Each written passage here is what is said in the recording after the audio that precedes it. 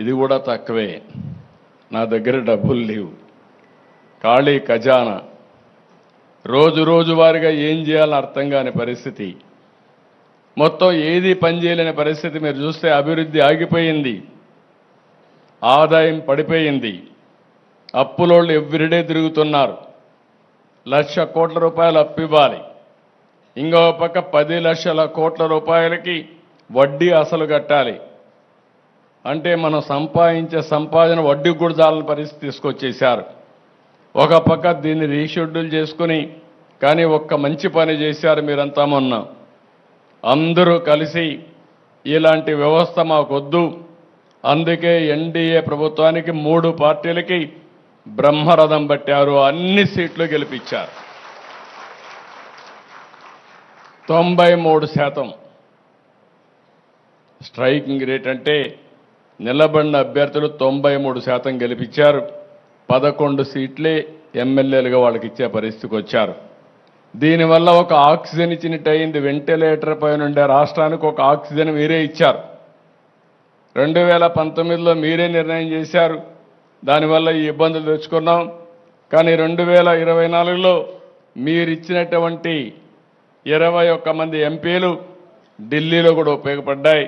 ఈరోజు కేంద్రం కూడా మనకు సహాయం చేసే పరిస్థితికి వచ్చారు. ఎందుకంటే బాధ్యత, మనం అందరం కూడా ఎన్డీఏలో భాగస్వాములం కాబట్టి, ఒక పార్టీ పెట్టి ఇక్కడ అందరం కలిసి పనిచేశాం కాబట్టి ఒక బాధ్యత కేంద్రం కూడా తీసుకునింది, అందరం కలిసి పనిచేస్తున్నాం.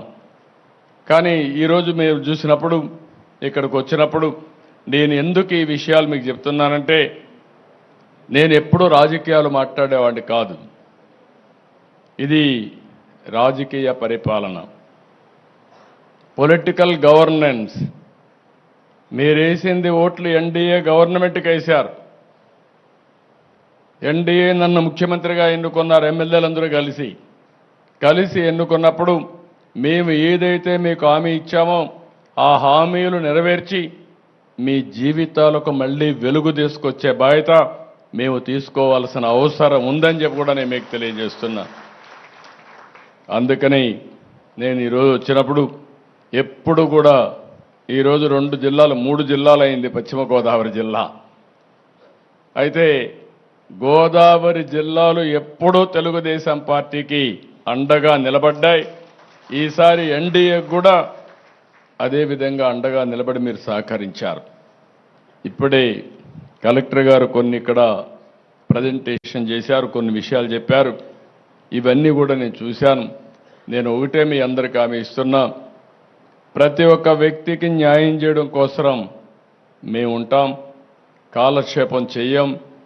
17వ తారీఖు లోపల వ్యవసాయంలో నష్టం జరిగినా, పశువులు ఏమైనా చనిపోయినా, ఇంకో పక్కన హార్టికల్చర్లో దెబ్బతిన్నా, ఇండ్లు ఏదైనా నష్టపోయినా, లేకపోతే మీకు ఏ నష్టపరిహారం జరిగినా నామ్స్ ఉన్నాయి, అవన్నీ కూడా రివైజ్ చేసి నేను పంపిస్తాను. వరికి మాత్రం 10,000 రూపాయలు ఎకరాకి ఇవ్వడం ఈరోజు ఇక్కడికి వచ్చాక నిర్ణయం చేసుకున్నాను. ఎక్కువ నష్టపోయింది రైతులే నష్టపోయారు, అది కూడా ఇస్తా. అది కాకుండా ఈ జిల్లాలో ఇప్పుడే కాదు, తమ్మిలేరు, ఇంకొక పక్కన ఎర్ర కాలువ, ఈ 2 ఎప్పుడు మనకి ఇబ్బంది కలిగిస్తున్నాయి. అదే మరిగా ఉప్పిటేరైతే ఎప్పటి నుంచో కోరుకుంది రెగ్యులేటర్ కూడా కట్టాలని.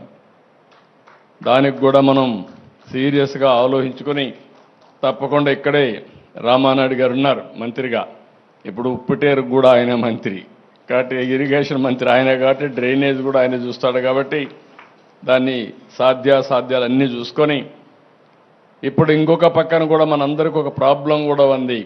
ఈ ప్రాంతంలో మనం గుర్తుపెట్టుకోవాలి.